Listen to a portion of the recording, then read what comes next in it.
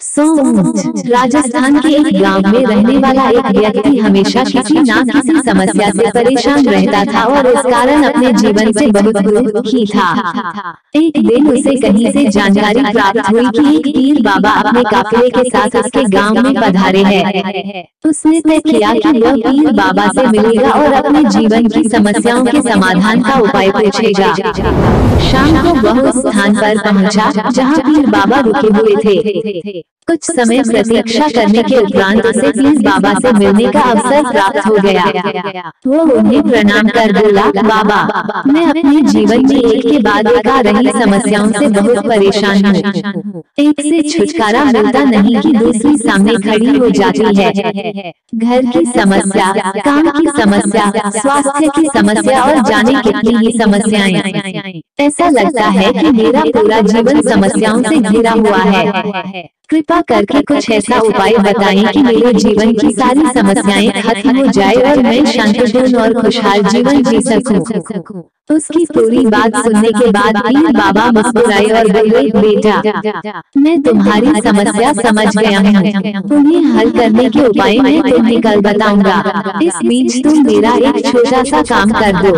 व्यक्ति तैयार हो गया। पीर बाबा बोले, बेटा, मेरे काफिले में सोंठ है। मैं चाहता हूँ कि आज रात तुम उनकी रखवाली करो। जब सभी सोंठ बैठ जाएं, तब तुम सो जाना। ये कहकर पीर बाबा अपने तंबू में सोने चले गए। व्यक्ति ऊँटों की देखभाल करने चला गया। अगली सुबह पीर बाबा ने उसे बुलाकर पूछा, बेटा, तुम्हें रात को नींद तो अच्छी आई ना? कहाँ बाबा, पूरी रात में एक पल के लिए भी सो न सका। मैंने बहुत प्रयास किया कि सभी ऊँट एक साथ बैठ जाएं, ताकि मैं चैन से सो सकूं, किंतु मेरा प्रयास सफल न हो सका। कुछ ऊँट तो स्वतः बैठ गए, कुछ मेरे बहुत प्रयास करने पर भी नहीं बैठे, कुछ बैठ भी गए तो दूसरे ऊँट खड़े हुए। इस तरह पूरी रात बीत गई। व्यक्ति ने उत्तर दिया।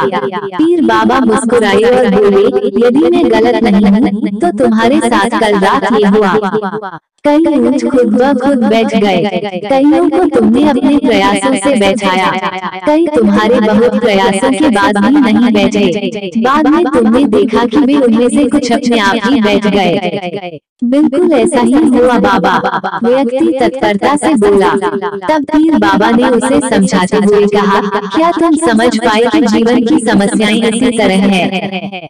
कुछ समस्याएं अपने आप ही हल हो जाती हैं, कुछ प्रयास करने के बाद हल होती है, कुछ प्रयास करने के बाद भी हल नहीं होती। उन समस्याओं को समय पर छोड़ दो, सही समय आने पर वे अपने आप ही हल हो जाएंगी। कल रात तुमने अनुभव किया होगा कि चाहे तुम कितना भी प्रयास क्यों न कर लो, तुम एक साथ सारे ऊँटों को नहीं बैठा सकते। तुम एक को बैठाते हो तो दूसरा खड़ा हो जाता है, दूसरे को बैठाते हो तो तीसरा खड़ा हो जाता है।